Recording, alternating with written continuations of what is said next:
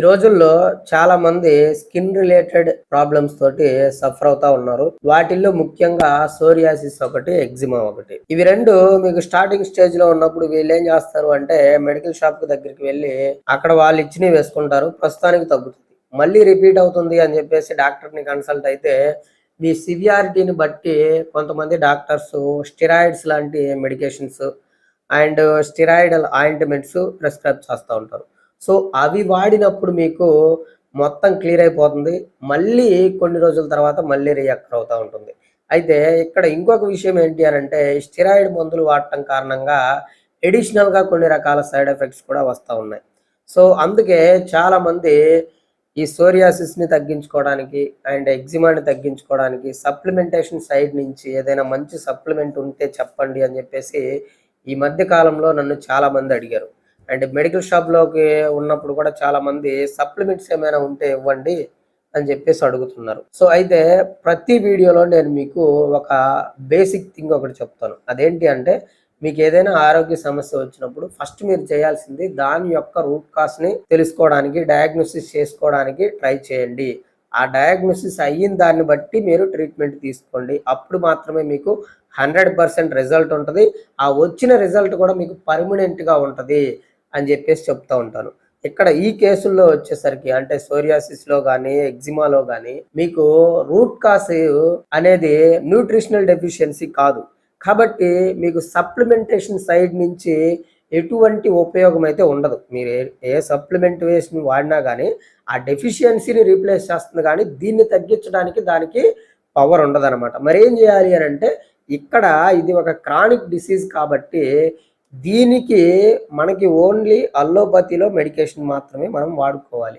కాకపోతే మీరు చేయాల్సింది ఏంటి అని అంటే ఉన్న వాటిల్లో తక్కువ సైడ్ ఎఫెక్ట్స్తో మంచి రిజల్ట్స్ వచ్చే విధంగా, ఎక్కువ కాలం పనిచేసే విధంగా ఉన్న మెడిసిన్ మీరు వాడుకోవటం కారణంగా మీ స్కిన్ హెల్తీగా ఉంటుంది, సైడ్ ఎఫెక్ట్స్ అనేవి తక్కువగా ఉంటాయి.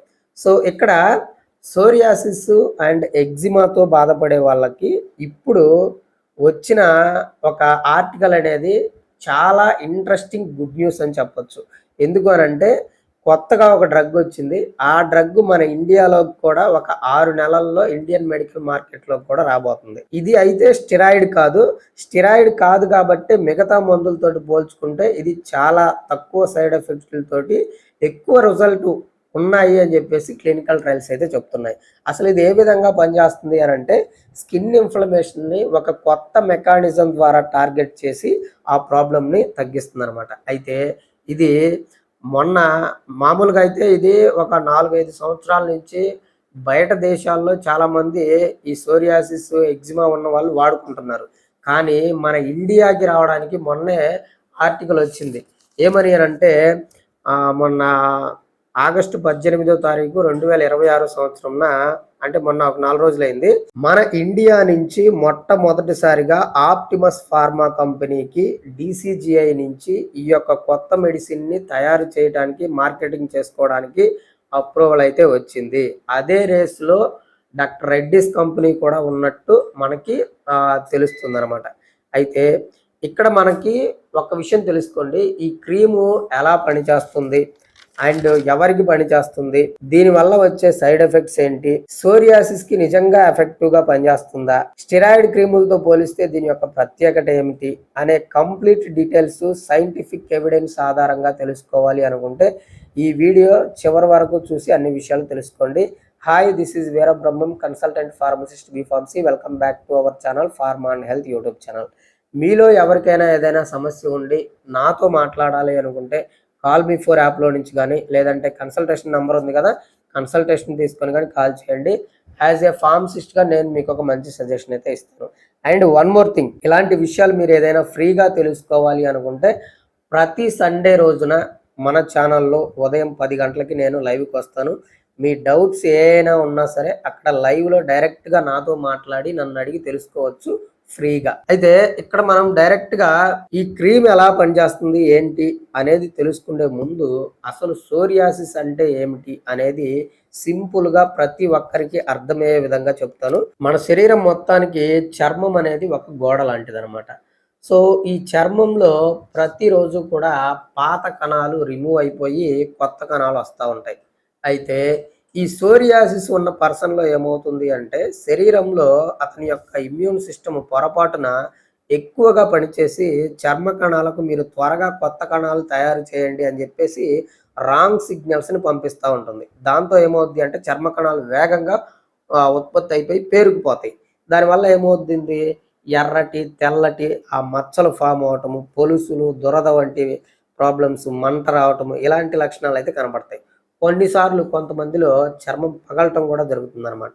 ఇంకా క్లియర్‌గా మీకు అర్థమవ్వాలి అంటే 2 ఎగ్జాంపుల్స్ చెప్తాను. ఒకటి సాధారణ చర్మం అంటే హెల్తీ చర్మం అనుకోండి. వీళ్ళేంటి అంటే రోజు శుభ్రం చేసే, చెత్తను శుభ్రం చేసే ఒక గది అనుకోండి. అదే సోరియాసిస్ ఉన్న పర్సన్ అనుకోండి, ఆ చెత్తని శుభ్రం చేసే టైం లోపే ఇంకొక చెత్త, కొత్త చెత్త వస్తా ఉంటుందనమాట. అలా కొత్త కణాలు వచ్చి వచ్చి పేరుకుపోయి మీకు అక్కడ ప్యాచెస్ లాగా, మందమైన ప్యాచెస్ లాగా తయారైపోతుంది. సోరియాసిస్ అనేది ఒక అంటువ్యాధి కాదు. ఒకరి నుంచి ఒకరికి తాకడం ద్వారా రాదు. ఇది ప్రధానంగా ఇమ్యూన్ సిస్టము అండ్ జీన్స్ వల్ల వచ్చే ఒక దీర్ఘకాలిక వ్యాధి. అండ్ ఇక్కడ మీరు ఇంకొక విషయం కూడా తెలుసుకోవాలి. ఇమ్యూన్ సిస్టమ్‌లో ఇన్‌ఫ్లమేటరీ సిగ్నల్స్ పెరగడంతో కెరాటినోసైట్స్ అనేవి వేగంగా ప్రొలిఫరేషన్ జరుగుతాయన్నమాట. దాని కారణంగానే మీకు అక్కడ థిక్ ఫ్లాక్యూస్ కానీ, ఎర్రగా, తెల్లగా పొలుసులు రావటం గానీ, ఇచ్చింగ్ గానీ ఇలాంటి సింప్టమ్స్ కనబడతాయి.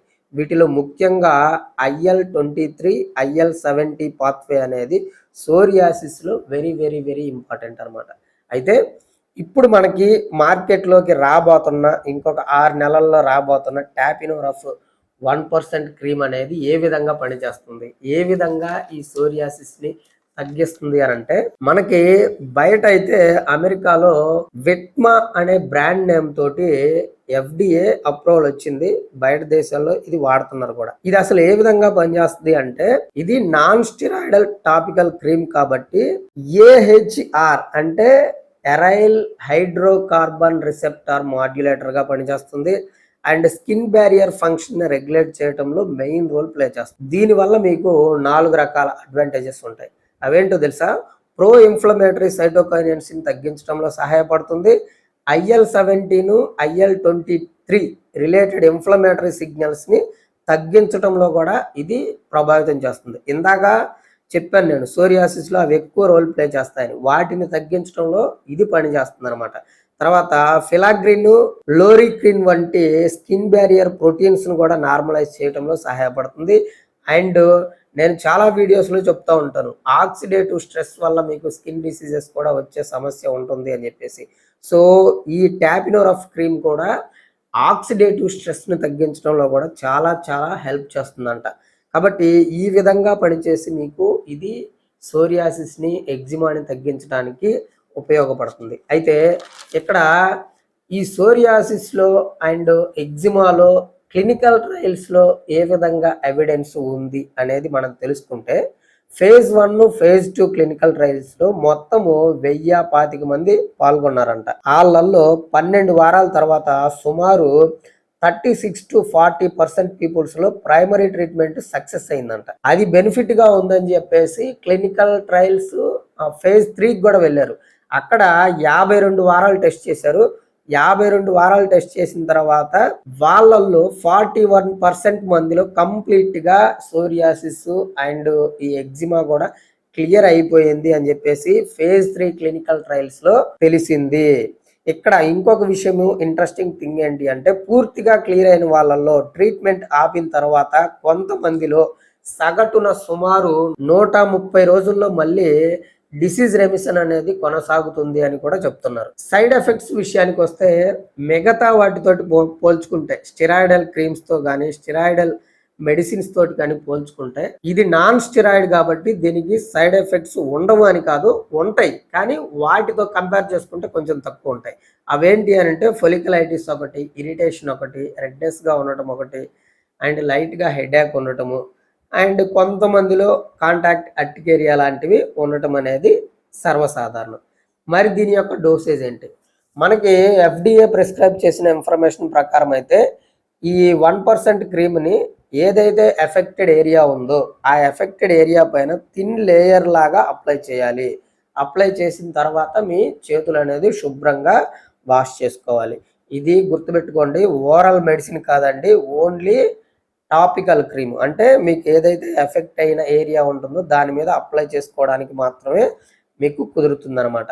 అండ్ ఎగ్జిమాలో కూడా ఇదే విధంగా పనిచేస్తుంది అని చెప్పేసి ఫేజ్ 3లో కూడా క్లినికల్ ట్రయల్స్లో ఎవిడెన్స్ ఉందన్నమాట. మీకు గుర్తుపెట్టుకోండి విషయం ఏంటి అని అంటే, మరి ఈ టాపినోరఫ్ క్రీమ్ వాడటం వల్ల ఈ సోరియాసిస్ అనేది కంప్లీట్గా క్లియర్ అవుతుంది అనేది సాధ్యమేనా అంటే, కొంతమంది పేషెంట్స్లో కంప్లీట్గా క్లియర్ అవుతుంది అని చెప్పేసి క్లినికల్ రీసెర్చ్ స్టడీస్ అయితే చెప్తున్నాయి.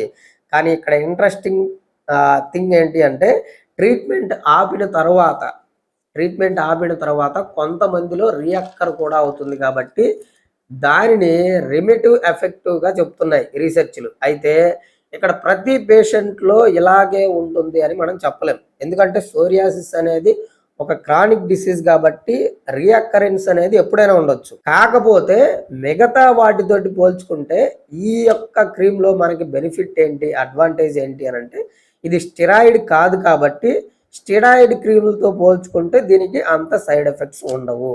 ఫైనల్గా నేను చెప్పేది ఏంటి అని అంటే, ఇది మిరాకిల్ క్రీమ్ అయితే కాదు, కానీ ప్రతి పేషెంట్లో రెస్పాన్స్ అయితే ఉంటుంది, రిజల్ట్ కూడా ఉంటుంది, కానీ అందరిలో ఒకేలాగా ఉండదు. ఫైనల్గా దీని గురించి మీకు ఏదైనా డౌట్ ఉంటే కామెంట్ చేయండి.